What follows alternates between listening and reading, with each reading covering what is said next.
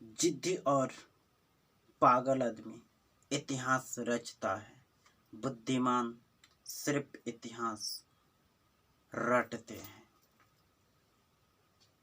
तो डिसीजन आपको लेना है, इतिहास रटना है या रचना है। हेलो दोस्तों, आप सभी को जेएमएस कोचिंग सेंटर में स्वागत है। मैं संतोष चौधरी।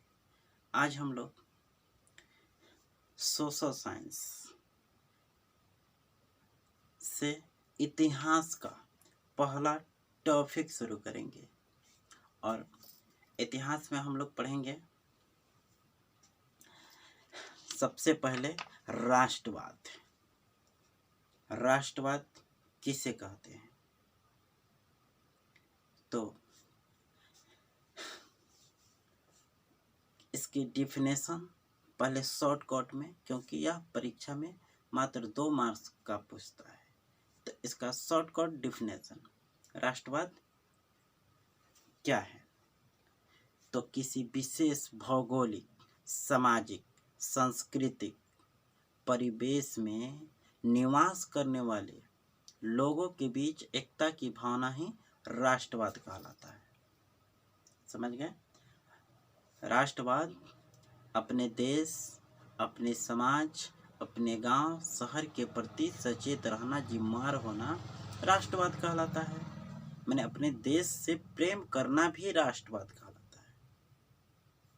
ठीक है, तो पहला प्रश्न आपका खत्म। दूसरा प्रश्न है, मेजनी कौन था?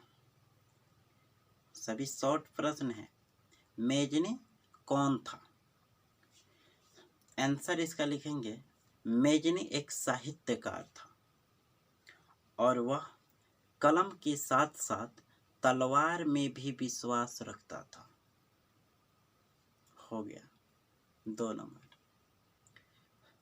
मेजनी एक साहित्यकार था और वह कलम के साथ साथ तलवार में भी विश्वास रखता था।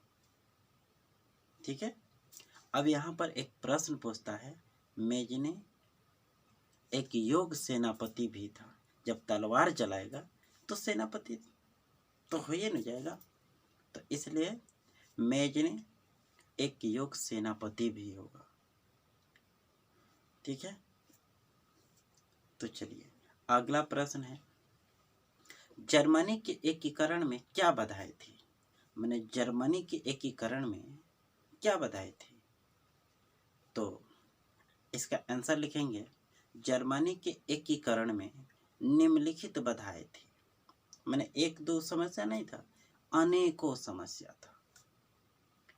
तो वो क्या था? तो आंसर लिखेंगे, जर्मनी के एकीकरण में निम्नलिखित बाधाएं थी। 1 नंबर, उनके राज्य छोटे छोटे टुकड़ों में बटे थे। यानी जर्मनी की जो राज्य था, जर्मनी एक देश है तो देश के अंतर्गत राज्य तो होगा, तो वह जो राज्य था छोटे छोटे टुकड़ों में बटा था। पहला नंबर। दूसरा पॉइंट, उनमें राष्ट्रवाद भावना की कमी थी। यानी अपने राज्य देश के प्रति प्रेम, अपनापन ये सब नहीं था, यानी राष्ट्रवाद की भावना की कमी थी। बस 2 पॉइंट लिख देना है, क्योंकि यह प्रश्न 2 नंबर के लिए पूछेगा। ठीक है, समझ में आ रहा है? हमने पहला प्रश्न देखा, फिर एक बार दोहरा लेते हैं। राष्ट्रवाद क्या है? किसी विशेष भौगोलिक, सामाजिक, सांस्कृतिक परिवेश में निवास करने वाले लोगों के बीच एकता की भावना ही राष्ट्रवाद कहलाता है। दूसरा हमने प्रश्न पढ़ा, मेजनी कौन था? मेजनी एक साहित्यकार था, वह कलम के साथ साथ तलवार में भी विश्वास रखता था। ठीक है, और तीसरा हमने प्रश्न पढ़ा, जर्मनी के एकीकरण की क्या बाधाएं थी? तो जर्मनी के एकीकरण की 2 बाधाएं थी। पहला, उनके राज्य छोटे छोटे टुकड़ों में बटे थे, और दूसरा, उनमें राष्ट्रवाद की भावना की कमी थी। 3 प्रश्न क्लियर।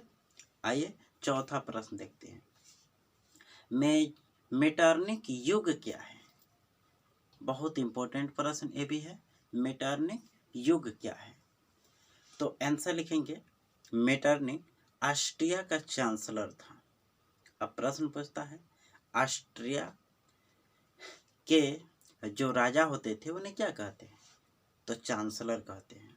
और रूस के राजा को जार। तो चलिए आगे ऑब्जेक्टिव हम लोग पढ़ेंगे, उसमें इस पर बात होगा। सबसे पहले मेटरनिक युग क्या है? तो आंसर लिखेंगे, मेटरनिक ऑस्ट्रिया का चांसलर था और इसके शासनकाल को मेटरनिक युग कहा जाता है। ठीक है। अगला प्रश्न है,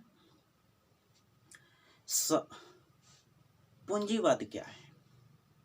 पूंजीवाद क्या है? तो पूंजीवाद एक ऐसी अर्थव्यवस्था है।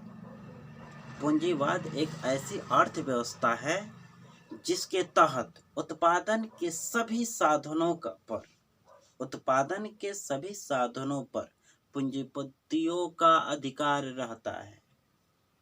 ठीक है, पूंजीपतियों का अधिकार रहता है, यानी जो भी कल कारखाने होते हैं उनका पूरा शक्ति पूंजीपतियों के पास होता है। तो ये आपका 5वां प्रश्न हुआ। अब पढ़ेंगे 6ठा प्रश्न। 6ठा प्रश्न आपके सामने है। प्रश्न कहता है, खूनी रविवार क्या है? खूनी रविवार या रेड संडे या लाल रविवार, ऐसे भी प्रश्न पूछता है। तो उसके लिए जनवरी 1905 ईस्वी को रूसी जनता यानी रूस की जो जनता थी उसका एक समूह रोटी दो का नारा लगाते हुए राजमहल की ओर जा रहे थे। ठीक है, यानी 9 जनवरी 1905 ईस्वी को रूस की जनता जो थी उसका कुछ टुकड़ा माने कुछ समूह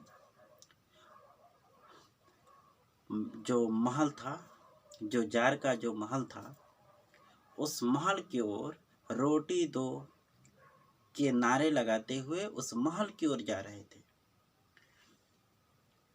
भीड़ देखकर जार की सेना ने भयभीत हो गए और गोलियां बरसाने लगी, जिसमें लाखों हजारों लोग मारे गए। और यह घटना रविवार के दिन घटी थी, इसलिए इसे खूनी रविवार या लाल रविवार के नाम से जाना जाता है। ठीक है। अगला प्रश्न है आपका प्रश्न संख्या 7। सर्वहारा वर्ग किसे कहते हैं? सर्वहारा वर्ग किसे कहते हैं?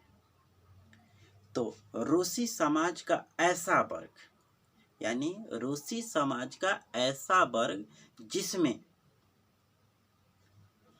गरीब, किसान, मजदूर इत्यादि लोग शामिल हुए थे, उन्हें सभी को सर्वहारा वर्ग कहते हैं।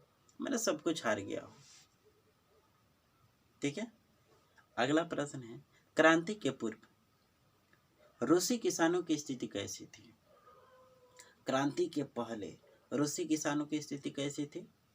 तो क्रांति के पूर्व रूसी किसानों की स्थिति काफी दयनीय थी। उनके खेत छोटे छोटे टुकड़ों में बटे थे, जिससे खेती करने में काफी कठिनाई उत्पन्न होती थी। और खेती करने का जो तरीका था पुराने जमाने का, जिससे बढ़िया से खेती नहीं हो पाती थी, फसल भी बढ़िया नहीं उग पाते थे। उनकी स्थिति काफी दयनीय थी। तो आज हम लोग देखें इतिहास के कुछ प्रमुख प्रश्न। यदि यह वीडियो आपको अच्छा लगता हो तो इस चैनल को निश्चित सब्सक्राइब करें। धन्यवाद।